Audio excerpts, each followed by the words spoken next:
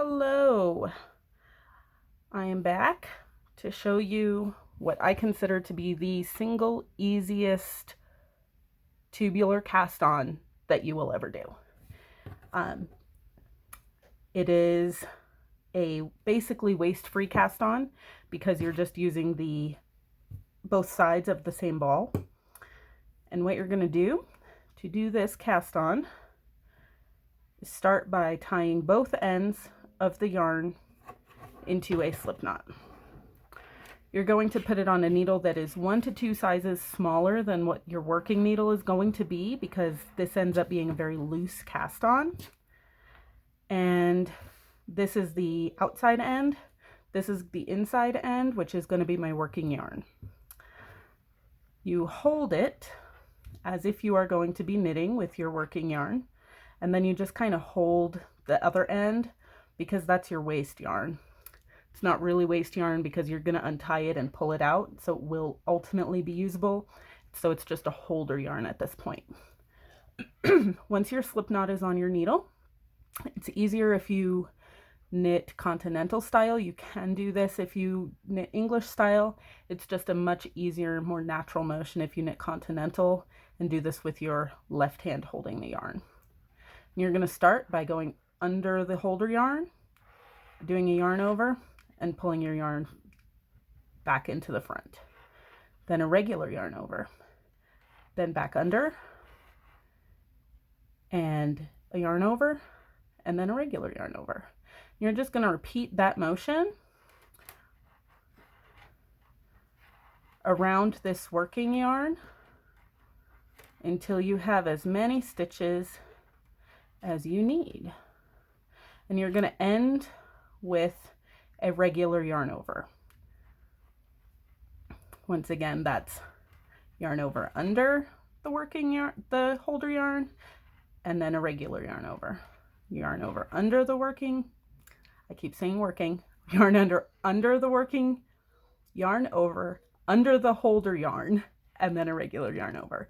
And you end with a regular yarn over. You pull this yarn underneath the holder yarn, and then you turn. This is what holds your yarn together, and you are going to knit the first stitch and slip with the yarn in front.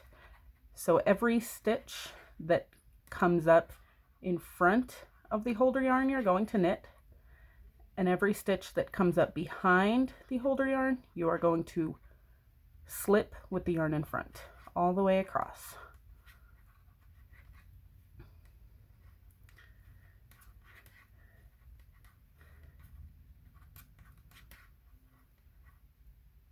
And as you can see, it starts getting a little loose toward the end. So you're just going to want to pay really good attention to where it's going. Once you have slipped that last stitch before the slip knot, you can just remove the slip knot, but don't pull that yarn out yet. We're going to turn it again. And then we're going to do exactly the same thing. Knit that first stitch, slip anything that is a purl, knit, slip, knit, slip, knit, slip, knit. And as you can see, that holder yarn just keeps getting looser and looser, and that's because we are going to be taking it out. After these first 2 rows of the knit and slip are done,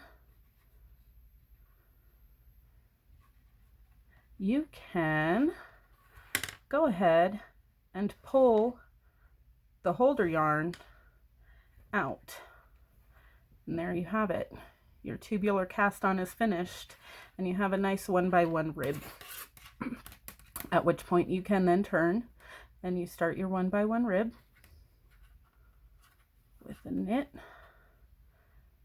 and purl. And usually at this point is where I switch to the larger needle. As you can tell, again, this creates a somewhat loose cast on for the needle size that you are working.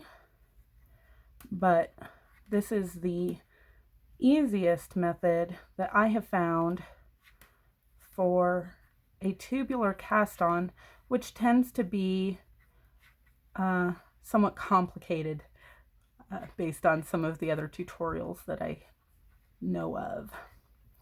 But there you go, and you're all started, and then you just do your 1x1 rib until the pattern tells you to do something else.